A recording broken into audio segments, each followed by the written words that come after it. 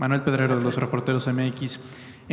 Primero, me gustaría preguntarle, porque ahora que mencionó la exposición de los agricultores, pues me llamó mucho la atención que hizo énfasis en 2 ocasiones que no se le da este apoyo a una organización, sino directo a los productores. Lo que me motiva a preguntarle, ya que hizo énfasis en 2 ocasiones, si ha habido alguna agrupación, sindicato, terceros, asociaciones civiles que hayan pretendido ser ese tercero, ser ese intermediario para ser el conducto de los apoyos. Sí.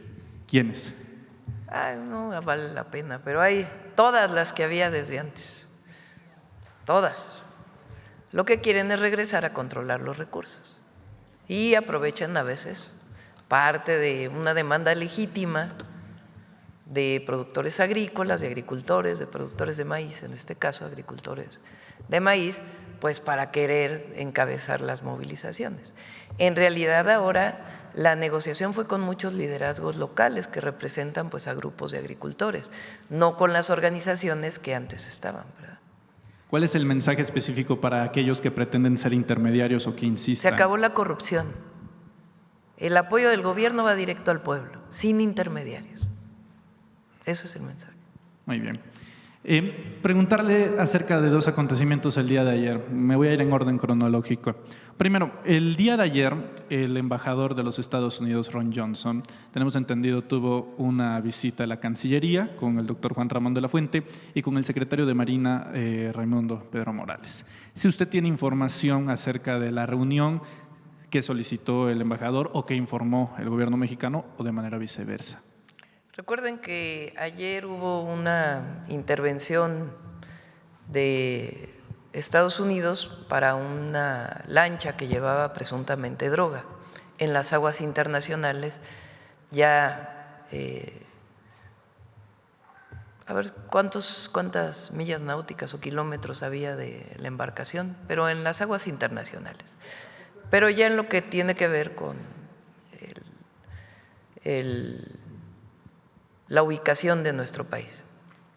Es decir, había habido más al sur y ahora pues fue en la ubicación en latitud y longitud de nuestro país. Aguas internacionales.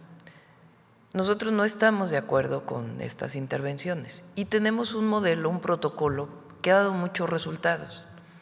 Si en aguas internacionales Estados Unidos ve que hay una lancha que presuntamente lleva droga, se ponen de acuerdo y interviene Secretaría de Marina o las instituciones del gobierno de Estados Unidos y se detiene a los presuntos delincuentes. Entonces, lo que se pidió en esta reunión, se solicitó esta reunión desde Relaciones Exteriores, hablé con el canciller y le pedí que convocara al embajador para decirle que lo que queremos es que ese protocolo pues se mejore,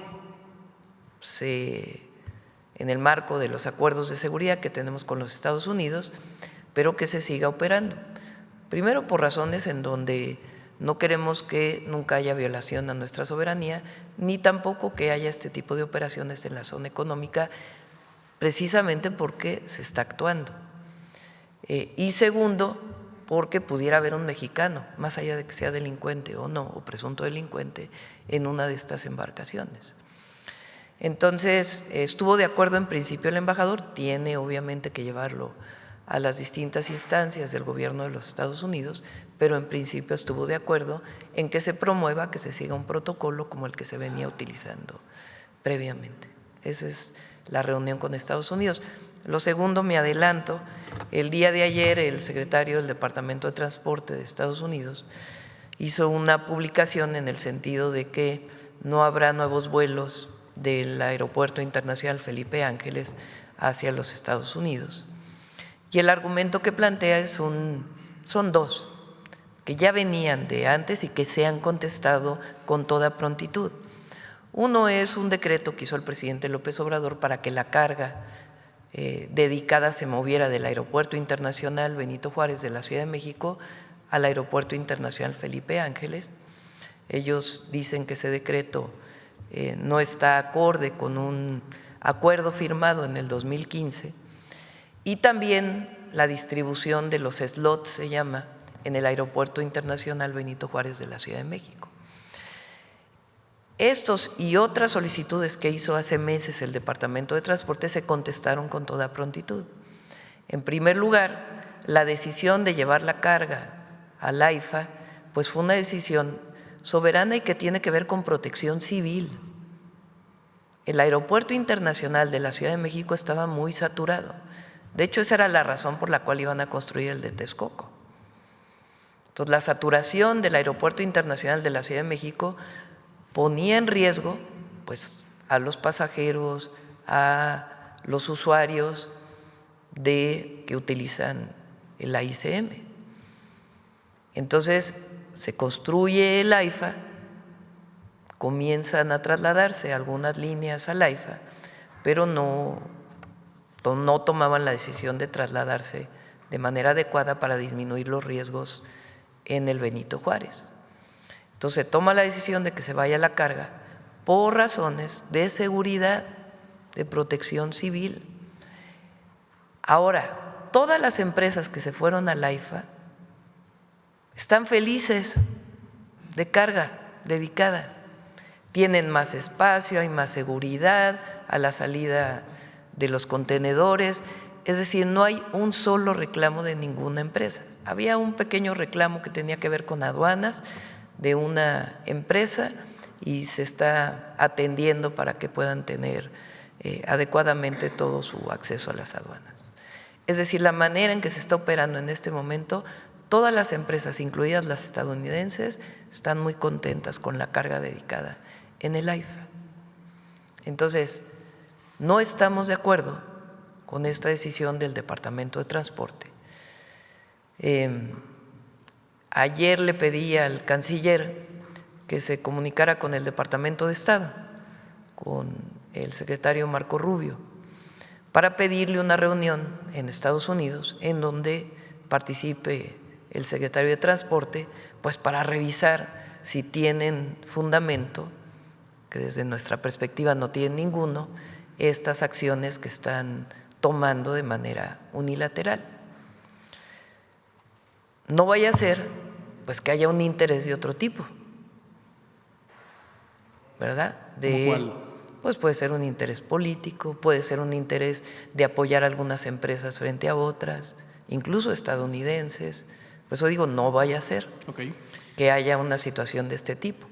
Le pedí también ayer a Andrea Marván, que es de la nueva Comisión Nacional Antimonopolio, lo que en su momento fue la CONDUCEF, que sí podía hacer un análisis de esto para que soportara pues, los argumentos de que supuestamente se está violentando la competencia de las empresas estadounidenses en nuestro país. Entonces, que la hoy llamada CNA pues haga un análisis de si realmente se está afectando la competencia de las aerolíneas, que de nuestra perspectiva pues no hay ninguna afectación a las aerolíneas. Y lo decimos además con toda certeza, México no es piñata de nadie. México se le respeta. Y hasta ahora hemos logrado un respeto muy grande de distintas instituciones del gobierno de los Estados Unidos, incluida la máxima institución que es la presidencia de los Estados Unidos. El presidente Trump y nosotros pues hemos logrado un buen entendimiento. La última llamada que tuvimos el sábado fue muy buena. Ayer él afirmó lo que yo ya había comentado, de que en efecto no se van a poner los aranceles que se habían dicho para el 1 de noviembre y que seguimos trabajando de manera coordinada. Entonces, sí hemos logrado trabajar de manera coordinada en todos los temas, incluso agricultura, que ha sido tan difícil por el cierre de la frontera, nunca se han cerrado las conversaciones, al contrario. Inclusive hoy hay muchos productores de carne en Estados Unidos que quieren que se abra la frontera porque ha aumentado el precio de la carne en los Estados Unidos. Y la Secretaría de Agricultura ha estado en contacto permanente con el secretario Verdeguer. Entonces, lo que queremos es respeto y que en todo caso se analice conjuntamente si es que lo que ellos dicen tiene algún fundamento, que es que se está violentando la competencia, que desde nuestra perspectiva no es ninguna. El AIFA está funcionando bien y no hay razón para que se limiten los vuelos hacia los Estados Unidos. Este viernes me reúno con las 3 aerolíneas mexicanas, con Aeroméxico, Viva y Volaris, para conocer también su punto de vista, y esperamos pues que la próxima semana, hoy la mayor parte de el secretario de Estado o del Departamento de Estado, de Comercio, están junto con el presidente Trump en Asia. Entendemos que regresan la próxima semana y estamos buscando una reunión para poder, como siempre lo hemos hecho a través del diálogo y el entendimiento, pues evitar que prosigan estas sanciones que desde nuestro punto de vista no tienen fundamento. Gracias, Presidenta. Ya que aprovecho para adelantarse al tema de los aeropuertos, nada más para confirmar el estatus, ya que dice no se autorizaron nuevos vuelos, pero los actuales tampoco, los 13 vuelos ya no se encuentran disponibles del AIFA a los Estados Unidos. Hasta ahora son los nuevos. Y nuevos. Sí, los nuevos vuelos. Por ejemplo, hoy entraba en operación 1, hay varios vuelos que venían ya los acuerdos del AIFA a ciudades de los Estados Unidos. Lo que están planteando es que los nuevos vuelos no, y quieren poner otras sanciones más adelante. Los actuales y esperamos, siguen. Sí, y esperamos, a ver, chéquenme con… Sí, porque se había Esteban, manejado que los actuales iban a dejar de operar. No, hasta ahora, vamos a checarlo. Son los nuevos vuelos y más adelante quieren también cerrar otros vuelos. Entonces, como siempre, creemos que vamos a llegar a un buen entendimiento y tiene que haber respeto pues a las decisiones de México que tienen que ver con la seguridad de los pasajeros, de los pilotos y de todos los que utilizan las aerolíneas de Estados Unidos y de México. Muy bien. Aprovecho también para preguntarle, retrocediendo con un poco de la reunión, para evitar especulaciones en medios de comunicación, ya ve qué bonitos son, sobre esta reunión que se tiene con el embajador. Entonces, ¿lo considera inconexo que aquello que sucedió en esa reunión derivara como consecuencia de lo que sucedió luego en la noche con las sanciones? Son dos hechos aislados. Sí, son dos hechos aislados. Muy bien. Sobre el tema del rescate, de momento Estados Unidos pues ha asesinado a 57 latinoamericanos que se encuentran en estas lanchas. En caso de presentarse una situación, de nuevo, como la que aconteció hace unos días, donde el gobierno mexicano interviene para salvar la vida de un ser humano, si se vuelve a dar esas condiciones, ¿México volverá a intervenir? Es un asunto humanitario y además parte del derecho internacional en la mar. Muy bien. Cambiando de tema, Presidenta, sobre los bloqueos que sucedieron el día de ayer, muchas congestiones, algunos tráficos de 20 horas, muchos adultos mayores iban en esas concentraciones, en esas kilométricas filas de tráfico, saber si tiene algún informe de alguien que haya necesitado ayuda durante esos colapsos viales. Pues siempre un cierre de una carretera pues genera problemas. Nosotros no usamos a la fuerza pública, sino buscamos siempre el diálogo y también no caer en chantajes, ¿verdad? Porque entonces lo justo. Entonces tienen razón, hay una demanda legítima de los agricultores de que el precio del maíz está muy bajo a nivel internacional. A partir del tratado comercial, ¿quién fija el precio del maíz? Antes, cuando no había tratados comerciales, el precio del maíz se fijaba dentro del mercado nacional y estaba asociado principalmente pues, a la oferta y la demanda, como en cualquier caso, pero de México. A partir de los tratados internacionales, el precio del maíz se fija internacionalmente. Nosotros creemos que incluso en ese caso debería haber una diferencia entre el maíz que se llama blanco y el maíz amarillo, porque el maíz amarillo tiene características incluso de la siembra y productividad muy distintas al maíz blanco. Pero en este momento en la bolsa de Chicago, el maíz amarillo y el blanco tienen el mismo precio. En el momento del inicio de la guerra en Ucrania, como Ucrania y Rusia son de los principales productores de granos en el mundo, disminuye la comercialización de maíz, de trigo, de otros granos y los precios se suben muchísimo. Llegaron a estar en 7,000, 7,500 pesos la tonelada. Fue un momento, digamos, muy bueno para los agricultores en México por un asunto externo. Ahora lo que está pasando es que es al revés. Hay muchísima producción, particularmente de maíz en el mundo, muchísima.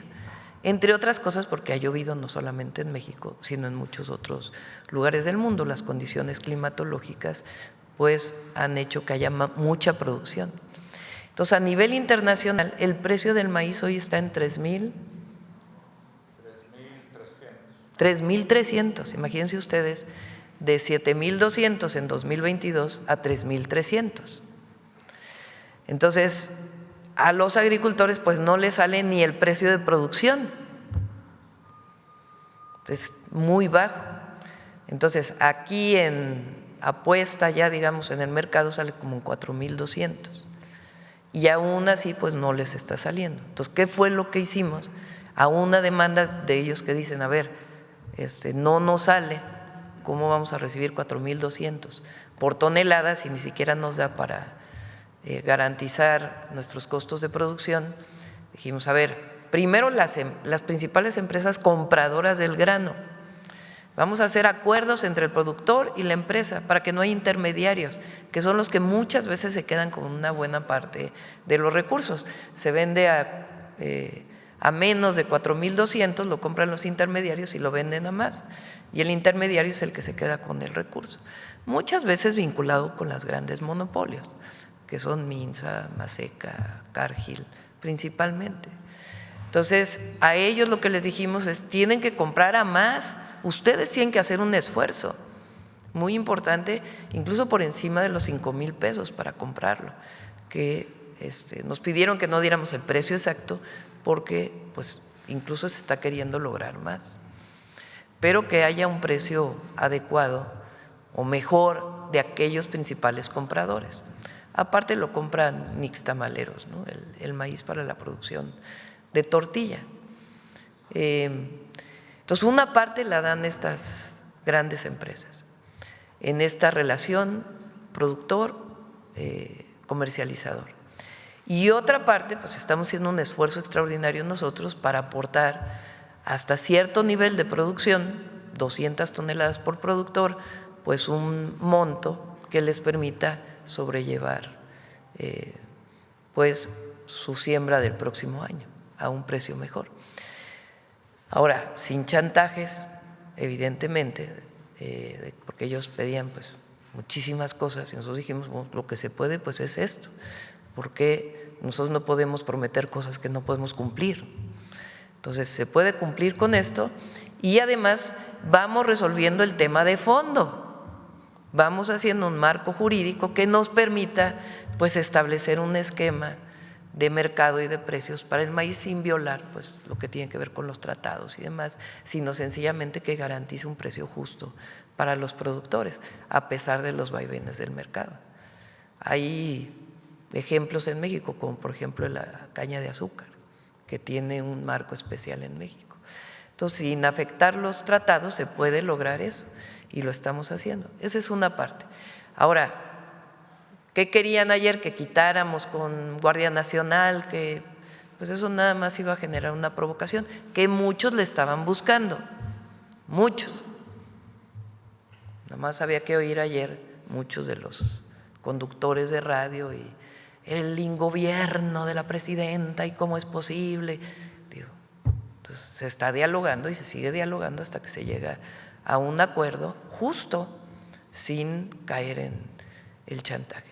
Y sí hay personas pues que no la pasan bien en el momento de esta situación. Ahora, nosotros no creemos, porque siempre está abierta la mesa de diálogo, que se tenía que llegar a un tema de bloqueos, porque el secretario tenía instrucciones siempre de tener una mesa abierta de diálogo con los agricultores. Nunca se cerró.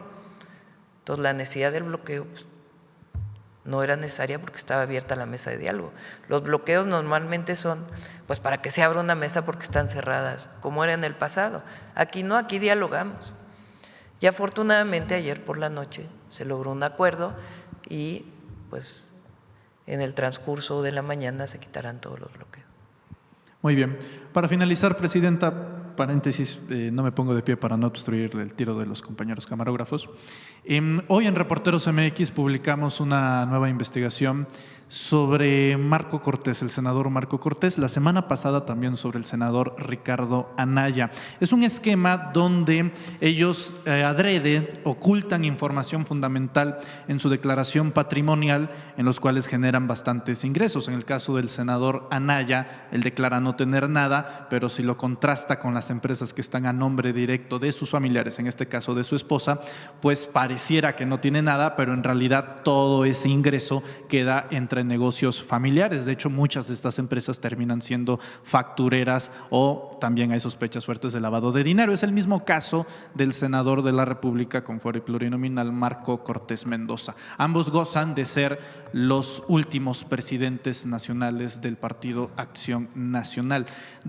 Omitir declaración de este estilo en una declaración patrimonial, pues claro que es un asunto de deshonestidad. Preguntarle si lo que era antes la función pública, hoy la Secretaría Anticorrupción, revisaría el caso si es que fuese de su interés. Más bien es el sistema anticorrupción y el propio Senado tiene que hacer su revisión y llevarlo en todo caso al Tribunal de Justicia Administrativa, para que el Tribunal Superior de Justicia Administrativa determine, que son los que ahora determinan las sanciones administrativas. Las sanciones menores las determina la Secretaría Anticorrupción, pero desde que se hizo el famoso sistema anticorrupción en la época de Peña, ya las sanciones mayores quedan en los tribunales, ya no quedan en las secretarías de Estado. Entonces el Senado de la República tendría que hacer la denuncia, si es el caso, el propio órgano de control del Senado, si es el caso de que está violentando. Ahora, por otro lado, pues es lo que hemos dicho, es esta hipocresía de la derecha. Por cierto, me llama la atención que ahora Aguilar Camín defiende al PAN y su relanzamiento. Su relanzamiento pues tiene que ver con la ultraderecha, ¿no? Que en México realmente no ha tenido nunca pues ningún asidero, a lo mejor en algunas regiones del país, pero realmente no hay un movimiento de ultraderecha en México, eso no existe, como en otros países de América Latina. Paréntesis cerrado, ahí para su estudio. Pero bueno, decíamos, Ricardo Anaya se fue 6 años del país, 6 años, después de que MID, ya olvídense, alguien de la Cuarta Transformación, MID fue el que lo acusa, no sé si se acuerdan, por ahí ustedes que son tan buenos reporteros y saben buscar muy bien en las redes, valdría la pena que saliera aquella acusación de MID en los debates contra Ricardo Anaya. Calderón en su libro los acusa, se va 6 años del país y ¿cuándo regresa? Cuando tiene fuero. Y en efecto, desde entonces se dijo pues un modus operandi de tener propiedades y recursos al amparo del poder público o de sus puestos como diputados y senadores, y el escándalo, por supuesto, de el dinero que les dieron con la reforma energética del 2013 y ahora pues esto que ustedes sacan en su reportaje. Entonces sí es importante porque más allá de las sanciones administrativas que pueda haber o de otro tipo, que la gente sepa pues qué hay de fondo y quiénes son y cuál es su ética, que no existe. Usted cierra el paréntesis, permítame abrirlo tantito ya que usted toca el tema. Ya tiene otros apapachos allá. Sí, sí, sí. ¿Le merece alguna opinión este lema, que no es cualquier cosa, lo de patria, familia y libertad, que es original en realidad de la Italia fascista de Benito Mussolini? De esas ironías de la vida, el padre de Mussolini era admirador de Benito Juárez en el modo liberal y los panistas en 1939, concretamente el 16 de septiembre, 16 días después de que Hitler inicia la Segunda Guerra Mundial en Polonia, deciden fundar el partido como protesta a la expropiación petrolera del general Lázaro Cárdenas y tiene como referentes internacionales justamente a Mussolini y a Hitler. Preguntarle sobre este lema que lo quieren, digamos, revitalizar, pero que viene de ese origen de la Italia fascista. Tiene ese origen de ultraderecha fascista, ese lema. Ahora, es muy interesante porque en México esas tres palabras significan otra cosa completamente distinta. Completamente distinta. Para nosotros la familia, la principal institución social en México, no tiene nada que ver con la reivindicación que ellos hacen. Para nosotros el núcleo familiar, el apoyo a la familia, diversa también, viene de nuestra cultura, de la generosidad, del apoyo mutuo, la colectividad que se construyó a partir de los pueblos originarios. No tiene que ver con esta idea de derecha de familia, por eso no se reconoce. Libertad. ¿Quién ha defendido las libertades en México? Los movimientos de transformación, los movimientos sociales. ¿Cuándo no había libertades en México? Pues en todo el periodo del autoritarismo del PRI y también en los periodos del panismo. Por eso es el prianismo. Quien luchó históricamente por las libertades en México fueron los movimientos sociales vinculados al movimiento progresista que representamos y de transformación del país. Entonces, ¿libertad de qué? Ahora ellos hablan de libertad contra los gobiernos totalitarios. ¿Cuáles gobiernos totalitarios y autoritarios? Porque por más mote que nos quieran poner a nosotros de gobierno autoritario, se cae solito, porque no podrían estar ellos hablando si hubiera un gobierno autoritario totalitario, si hubiera un gobierno que no promoviera la libertad de expresión, de reunión, de manifestación. Entonces, la libertad en México tiene otro origen. Su demanda, su construcción, tiene que ver con los grandes movimientos de transformación y sociales. Y el otro, el concepto de patria. En México el concepto de patria viene de las transformaciones profundas de nuestro país. El movimiento de independencia, que fue un movimiento de independencia y justicia, no nos cansamos de decirlo. No todos los movimientos de independencia en América tuvieron las dos consignas. Incluso el de democracia, si lo llevamos al concepto integral, la independencia tenía, en el sentido de principios del siglo XIX, pero tenía la soberanía, y si no hay que leer los sentimientos de la nación y la Constitución de Apatzingán, porque desde ahí viene el artículo 39 constitucional, el concepto de justicia, porque desde los primeros momentos Hidalgo dio el grito para la abolición de la esclavitud, y los sentimientos de la nación tienen un profundo significado de justicia. Y de democracia, porque llega Iturbide, se pone la corona y le dicen, perdóname, no luchamos tantos años para llegar a que se ponga un emperador. Y se hace la Constitución de 1824 y llega el primer presidente de México, Guadalupe Victoria. Ahí está el sentido de patria, de soberanía, de justicia, de democracia y de libertades. Con Juárez, la Reforma. No hubiera habido democracia en México profunda si no hubiera habido reforma. ¿Por qué? Porque la Iglesia controlaba una buena parte, no solamente de las propiedades, sino de las decisiones en México. Y al haber la reforma de separación de la Iglesia del Estado, pues es el nacimiento de la democracia en México, pero también de las libertades, lo que hoy llamamos derechos humanos en la Constitución, que se llamaban garantías individuales, viene de ahí. Y el profundo sentido de patriotismo de Juárez, que en todo momento luchó contra los conservadores, que fueron a pedir la invasión a Europa para que Francia y un emperador austríaco viniera a gobernar México. Y Juárez, que luchó por la segunda independencia en contra de la intervención francesa. Y la revolución,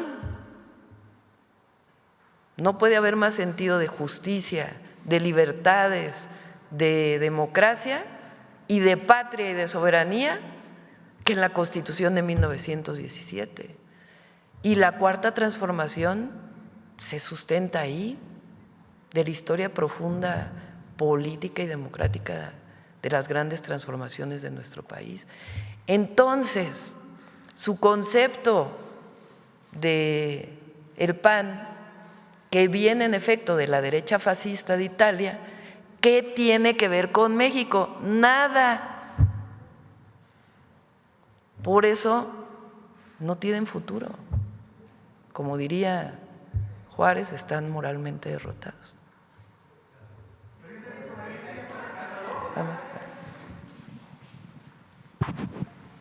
Buenos días a todas y todos. Carlos Navarro de Heraldo Media Group. Presidenta, ¿de qué manera van a estar apoyando a los productores en el caso cuando ellos venden su maíz a los privados y la diferencia es muy grande? Simplemente una pieza de un elote cuesta 13 pesos en el supermercado y les pagan muy por debajo de ese precio. ¿De qué forma ustedes están apoyando con este fondo, este apoyo? Pero en estos casos con los privados que también se ven marginados, ¿de qué forma les van a estar apoyando? Recuerda que el elote tiene un precio distinto, el carnoso, el que comemos directo, del maíz ya seco, que es el que se transforma en harina, son precios diferentes. Ahora, vamos a estar vigilando estos acuerdos integrales, pero tienes razón, los 13 pesos no se le pagan al productor, con todo, tienes toda la razón. Ahora, este acuerdo, ¿por qué no platicas cómo se hicieron los acuerdos entre empresas y productores? Gracias. Muchas gracias, Presidenta. Gracias por la pregunta. Te contesto con un ejemplo. Hace unos meses, en una gira de la Presidenta, fuimos a Tlahualilo, en Durango, y los productores de ahí, que producen melón y sandía, se acercaron a la Presidenta y le dijeron: oiga, nos están pagando nuestro melón a 2 pesos, ¿se acuerda? La Presidenta dijo: esto no puede ser, y nos instruyó. Entonces fuimos y buscamos para los melones y las sandías de ese lugar compradores en las centrales de abasto del centro de la República e incluso con Walmart. Entonces, ¿qué hicimos? Pues acuerdos directos, porque quien les compraba el melón o la sandía a 2 o 3 pesos, pues era el intermediario, también conocido en el campo como coyote. Ese acuerdo no tuvo que cambiar nada. Saltaron el precio, no sé exactamente, no me acuerdo, qué sé yo, 4 o 5 veces. Eso que tú dices es muy cierto. Nos pasa en determinadas épocas del año con verduras. 100%, 200% de diferencia entre el precio al productor y al consumidor en el tomate o la cebolla. Tú dices, ¿y esto? Pues es simplemente tantos intermediarios entre medios. La fórmula de la Presidenta es acuerdos directos de comercialización. La Presidenta, la Cuarta Transformación, han dicho, es parte de un cambio de modelo económico. Estas prácticas vienen del modelo capitalista. ¿De qué forma desenraizar estas prácticas, Presidenta? Hablamos de precio justo. Claro que pues nosotros vivimos en un mercado global y México pues es de los países que más tratados comerciales tiene en el mundo. No vino de la época en que nosotros gobernábamos, pero tiene sus ventajas y también tiene sus desventajas. ¿Qué estamos construyendo particularmente para el maíz? ¿Qué apoyos damos hoy? Producción para el bienestar. Es un apoyo al inicio de la siembra para casi 2 millones de pequeños productores de máximo 2 hectáreas. Esos productores tienen una buena parte de su maíz de autoconsumo. Siembran maíz, la milpa, la histórica milpa, y de ahí se alimentan. ¿Qué es lo que ha venido pasando? Pues con todo el periodo neoliberal, es que muchos de estos productores ya ni siquiera siembran o les alcanza para su autoconsumo y tienen que comprar afuera. Y además se está perdiendo el maíz nativo, porque cada vez menos productores siembran el maíz nativo. El maíz híbrido pues se compra la semilla, no es transgénico, pero es un maíz híbrido que compra la semilla, no viene de desgranar el maíz como es la práctica tradicional en México y como se fundó el maíz. Entonces, esos 2 millones de productores tienen producción para el bienestar. ¿Qué dio adicionalmente el presidente López Obrador? Fertilizante gratuito. Prácticamente a los 2 millones se les da fertilizante gratuito, que se produce por Pemex, que antes todo se importaba y ahora ya se produce en una buena parte por Pemex. Entonces, esa parte, y además hay escuelas de campo que buscan que una parte de la siembra que se vaya transformando hacia recuperar la agroecología, que haya abonos orgánicos y no todo químico. Bueno, esos son los apoyos que hoy por hoy se dan y además el programa de Sembrando Vida a cerca de 450,000 productores que además reforestan el país. Entonces, esos son los 3 principales programas para el campo. Ahora, nosotros generamos uno nuevo que se llama Cosechando Soberanía, que es un programa de crédito especial que lleva seguros y que tiene una tasa de interés muy baja comparada con la que pueden encontrar en cualquier espacio financiero. Pero además del crédito, pues se tiene que garantizar de una u otra manera el precio. Entonces, para los 2 millones de pequeños productores que siembran maíz nativo, esta misma semana definimos ya el programa completo, que tiene que ver con muchos temas. Y para otros productores que pueden llegar hasta 20 hectáreas, que es, digamos, son como 200,000 productores, ¿o cuántos? De más de hasta 20 hectáreas. 2.4 millones de productores. No, pero no, sin quitándole los de 1 a 2 hectáreas. Bueno, son como 500,000 productores de hasta 20 hectáreas y después vienen los demás hectáreas que ahí ya no se apoya.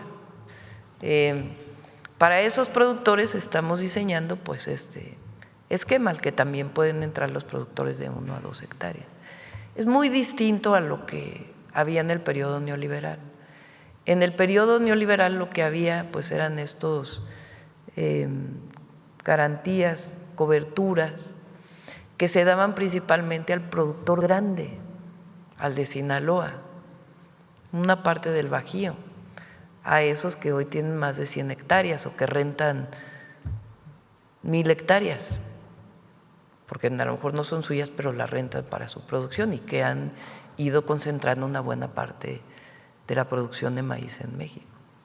A eso se les apoyaba en el periodo neoliberal, a los pequeños se les daba el Procampo y punto, no había más. Entonces sí es distinto.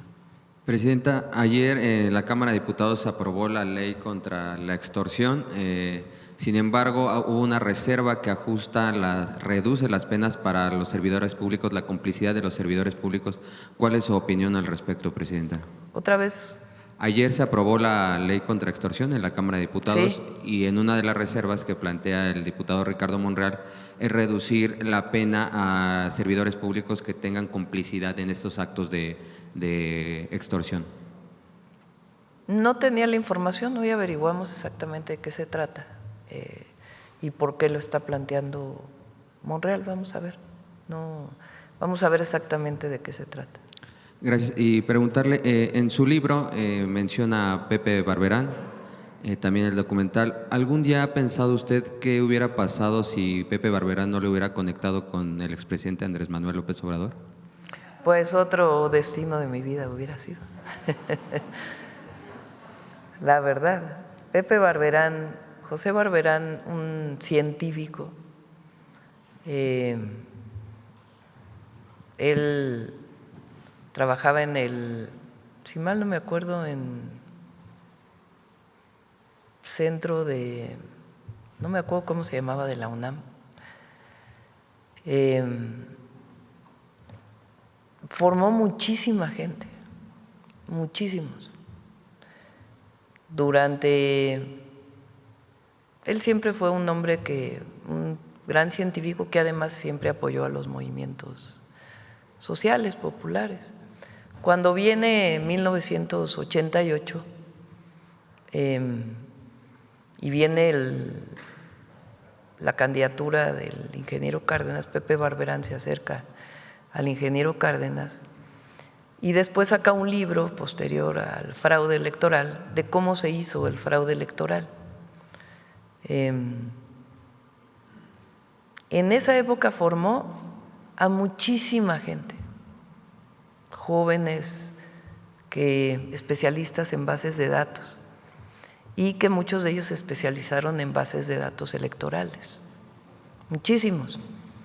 Quien le decimos el bicho, Emiliano, que hoy trabaja ahí en la Agencia de Transformación Digital, que trabajó muchísimos años con el presidente López Obrador, fue formado por Pepe Barberán también. Muchísimos jóvenes. Posteriormente, pues se acerca al presidente López Obrador, una persona extraordinaria, Pepe Barberán. Presidenta, por último, preguntarle… y él fue, para todos los que no han leído el libro, ni el libro Gracias, que también lo cuenta el presidente, él es el que un día me llama por teléfono en el año 99 y me dice, oye, el jefe de gobierno, bueno, me pide ver, nos vemos con Pepe. Pepe además pues conocía a mi madre porque mi madre pues es académica de la UNAM, eran más o menos de la misma generación, y me dice, oye, te quiero ver, y me dice, oye, es que me pide el jefe de gobierno electo que si te interesa ser secretaria de Medio Ambiente. Y le dije, ay, pues no sé, déjame ver con la familia. Y ahí consulté con la familia, lo platicamos, tomé la decisión, y ya fue cuando me convoca el entonces jefe de gobierno electo, Andrés Manuel López Obrador, y él veía mucho a la gente en el Sanborns de ahí de San Ángel. Y entonces ahí me dice, pues nos vemos en el Sanborns de San Ángel a tal hora. Y entonces llegué y me dijo así como cuento en el libro directo. Yo trabajaba entonces, ya era investigadora de la UNAM, y trabajaba en un grupo que había formado Mario Molina, el premio Nobel, para investigar la contaminación atmosférica en la zona metropolitana del Valle de México. Y entonces me dijo, oye, ¿tú sabes cómo bajar la contaminación? Así directo, sin nada. Me dicen que trabajas en este grupo con Mario Molina y le dije, pues creo que sí, porque pues ya había un estudio hecho. Así fue, y de ahí pues fui secretaria de Medio Ambiente. Después me encargó la construcción del segundo piso, hicimos el Metrobús. Y el resto es historia. Y bajamos 30% el número de días de niveles altos de contaminación en la ciudad en 6 años. Por último, preguntarle, ¿qué información tiene el INEGI? Reporta hoy, presidenta, que hubo un aumento en el empleo alrededor de 820,000 empleos en septiembre. Sí, a ver si lo pones. Es una buena noticia. Es la encuesta nacional de ocupación y empleo, incluye los datos de empleo del IMSS, digamos del empleo que se llama formal, y el de la economía llamada informal, y son 820,149, y es el de los septiembres más altos, ¿no, Zoe? Si no es que el septiembre más alto de la historia. en empleo. Hablan porque el tercer trimestre tuvimos algunos problemas y ahora pues se recuperó de manera muy importante. Muchas gracias, buen día a todas y todos. Sí funciona por el bien de todos, sí da resultados, por el bien de todos, primero los pobres. Bueno, vamos aquí ya, yo creo que cerramos, porque ahora sí me fui. Hola, Presidenta, gracias. Muy buenos días. Gaspar Vela, de Grupo Milenio. Regresando al ataque de las Fuerzas Armadas de Estados Unidos en el Océano Pacífico, preguntarle si finalmente la Secretaría de Marina logró rescatar a este sobreviviente. En la mañana no me informaron. No logró rescatar. ¿El Gobierno de México tiene conocimiento de qué nacionalidades eran los abatidos y este sobreviviente? Estamos preguntando al gobierno de Estados Unidos. Recuerden que son aguas internacionales. Y en caso de que se rescate, ¿qué procedería? ¿Se entregaría al Gobierno de Estados Unidos este sobreviviente, Presidenta? Pues habría que ver en el marco de nuestra legislación y de las leyes internacionales. Ok, en otra pregunta, Presidenta, hace unos días se dio a conocer que los presidentes de Estados Unidos y China habían llegado a un acuerdo previo en materia arancelaria. Ellos tienen una reunión el día de mañana en la cumbre de la PEC allá en Corea del Sur. ¿Qué repercusión, qué impacto tendría este posible acuerdo comercial para México, Presidenta? Pues es muy bueno para el mundo y para México que se llegue a un acuerdo. Siempre la incertidumbre pues evita que haya inversiones, porque hablan de muchas incertidumbres, pero la principal pues es este nuevo esquema de entendimiento internacional que llegó con el presidente de los Estados Unidos. Entonces lo que queremos, o bueno, no este nuevo esquema de aranceles que puso Estados Unidos, vamos a ponerlo así, más que de entendimiento internacional, que está logrando pues algunos acuerdos con distintos países. Y sí creo que sería muy bueno un acuerdo entre China y Estados Unidos, ayuda mucho. ¿Qué objetivos va a tener el secretario de Economía, Marcelo Ebrard, quien va a participar en esta cumbre, Presidenta? Él tiene reuniones con distintos secretarios de Economía de distintos países, se está reuniendo allá para pues fortalecer las relaciones económicas con distintos países y en particular también tiene una reunión con el embajador Greer, que es el de, en inglés se llama USTR, que es con quien estamos trabajando principalmente ahora todos los acuerdos comerciales relacionados con los 54 barreras no arancelarias que ellos han estado planteando y también lo que nosotros hemos planteado, que es la disminución de los aranceles de autos, de lo que ellos llaman los aranceles ligados al fentanilo, que están fuera del tratado comercial, y acero y aluminio. Ok, finalmente, Presidenta, hace unos días el dirigente nacional del PAN, Jorge Romero, señaló en Café Milenio que de cara al 2027, a las elecciones de 2027, ese partido se va a volcar a las calles. Textualmente dijo que el PAN tiene que tener más barrio, que tiene que sudar, se tienen que broncear en la calle y tocar puertas. Preguntarle si tiene algún comentario. ¿Cómo dijo? Textualmente, que el PAN tiene que tener más barrio, tiene que sudar, tiene que broncearse en la calle y tocar puertas de cara al 2027. Pues tienen un problemita, pequeño problema, que no tienen proyecto. Porque nosotros crecimos así se fue formando el movimiento de transformación, tocando casa por casa. A ver si encuentras la foto ahí donde estoy brigadeando, tocando casa por casa. Así crecimos nosotros políticamente, en contacto directo con la gente, con la movilización popular. Ahora que, cuando era estudiante, aquí está, compañero de la Facultad de Ciencias, decíamos que íbamos a salonear, ¿no? Porque tocábamos la puerta del salón y si el maestro o maestra nos dejaba entrar, pues pasábamos a informar sobre, pues no sé, el aumento de cuotas relacionada con las reformas de Carpizo en el 86, Ahora que fui a la Universidad Rosario Castellanos a inaugurarla, la de Chalco, estaban tomando clases y les dije, a ver, espérenme tantito, voy a salonear. Y le toqué la puerta a la maestra para saludar a los estudiantes. Bueno, nosotros crecimos tocando casa por casa, pero tienes un proyecto y tienes una propuesta para la gente. Entonces, el problema pues es que ellos, pues digo, qué bueno que se vayan a las calles, ¿verdad? A ver, es difícil, ¿eh? Estar 4 horas tocando puerta por puerta tiene su chiste. El asunto pues es qué van a informar, ¿no?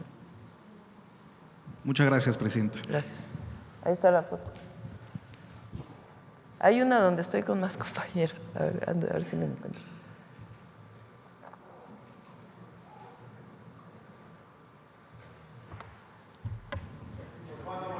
Yo creo que ya, ¿no?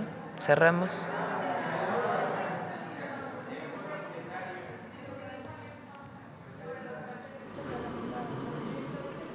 Ya, pues ya dijimos que estuvo de acuerdo con nosotros.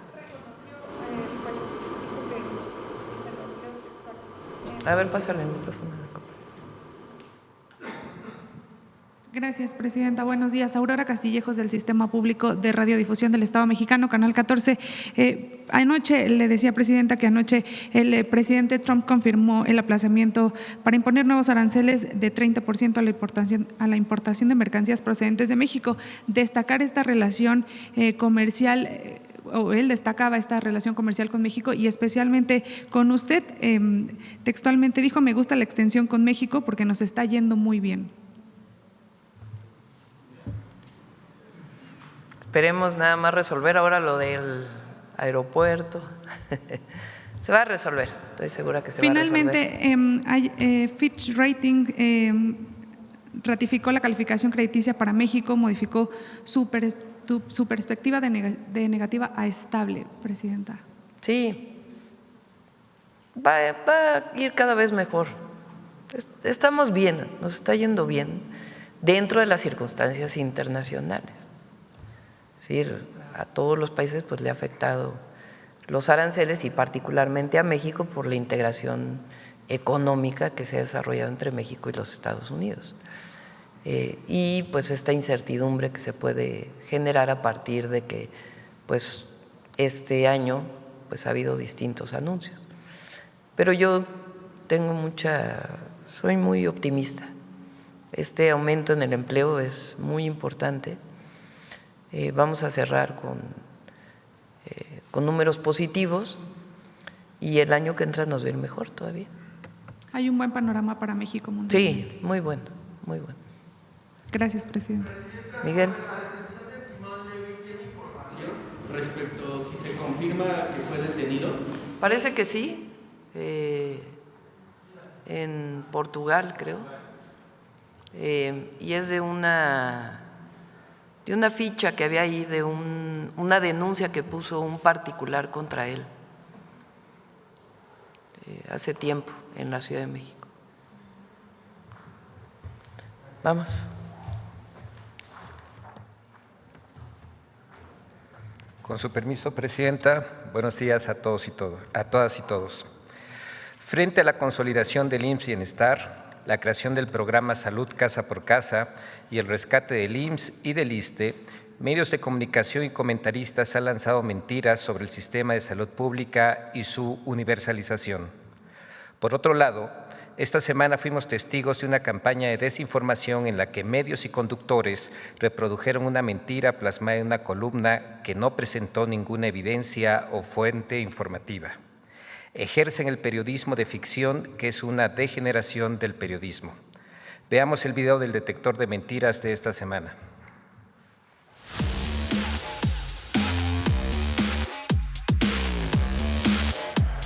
La mentira de que las credenciales del sistema de salud son para controlar la información de los ciudadanos, el falso desabasto de insumos médicos por la cancelación de un contrato y un hackeo inexistente a la SEP son algunas de las noticias falsas que el detector de mentiras localizó esta semana. 1. Morena desapareció 52,000 millones de pesos con la aprobación de la Cuenta Pública Federal 2023. Aquí en México, los morenistas y sus aliados estaban más preocupados en limpiar la escena de un delito, de un crimen, el de la desaparición de 52,000 millones de pesos. 52,000 millones de pesos, de los que nada se sabe durante el 5º año de gobierno de López Obrador. ¡Mentira! La aprobación de la Cuenta Pública 2023 en la Cámara de Diputados no anula las observaciones de la Auditoría Superior de la Federación, pues éstas siguen un proceso técnico legal independiente.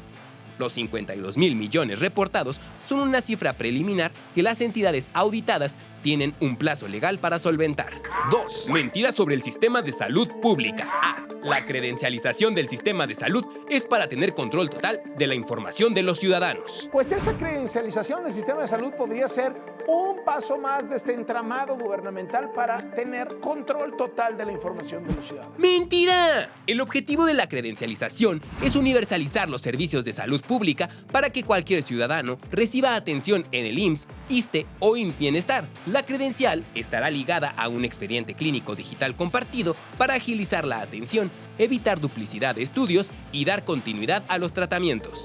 B. Los insumos para el programa Salud Casa por Casa están en riesgo por cancelación de contrato. La Secretaría del Bienestar canceló el contrato más grande que se tenía para el suministro de tiras reactivas de glucosa, colesterol, triglicéridos, todo lo necesario, también los oxímetros, todo lo necesario para el programa Casa por Casa. Esto pone en riesgo, desde luego, a los beneficiarios de los programas de salud que definitivamente pues no tendrán, o quienes acudan casa por casa, no tendrán los insumos. ¡Mentira! La Secretaría del Bienestar informó que el programa Salud Casa por Casa no se verá afectado por la cancelación del contrato con el proveedor Médica Teico SADCB porque ya se cuenta con un nuevo proveedor adjudicado. Además, detalló que la operación del programa Salud Casa por Casa se encuentra garantizada y continúan de manera regular las visitas médicas domiciliarias. C. No se asignaron recursos para el IMSS Bienestar en 2025 y el dinero de los trabajadores será utilizado para evitar su colapso. ¡Mentira! El presupuesto de egresos de la Federación para el ejercicio fiscal 2025 incluyó la asignación de 165,562,605,439 pesos para el IMSS Bienestar. El acuerdo 471/2024 del IMSS no autorizó utilizar el dinero de los trabajadores para evitar el colapso del IMSS Bienestar, sino el uso de los recursos de los excedentes del ejercicio fiscal 2024 y el reembolso de estos. D. La unidad de salud Aguacaliente del IMSS Bienestar en Guerrero está cerrada. Lo que me encontré. La unidad de salud del IMSS Bienestar Aguacaliente, aquí en Acapulco de Juárez.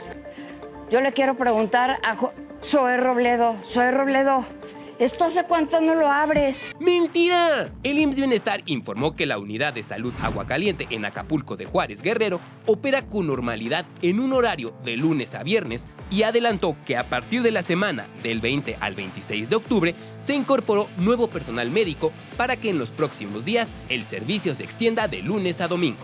3. Omar García Harfuch fue víctima de un atentado en septiembre de 2025. Acaba hoy Raimundo Rivapalacio que hubo un segundo atentado contra Omar.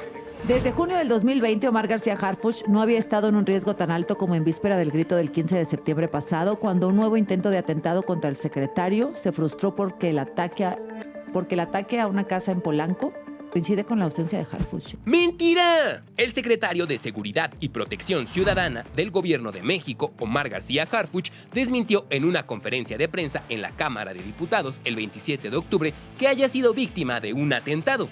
No he recibido atentados, hay demasiadas alertas que son desechadas, descartadas e investigadas de manera permanente. 4. La SEP sufrió un hackeo y filtración de datos en Campeche y Puebla.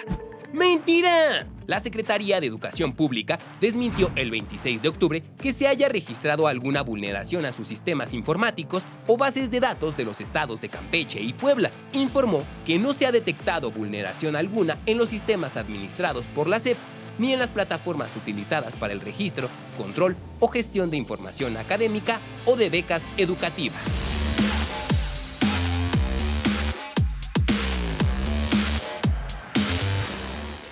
Muchas gracias, presidenta.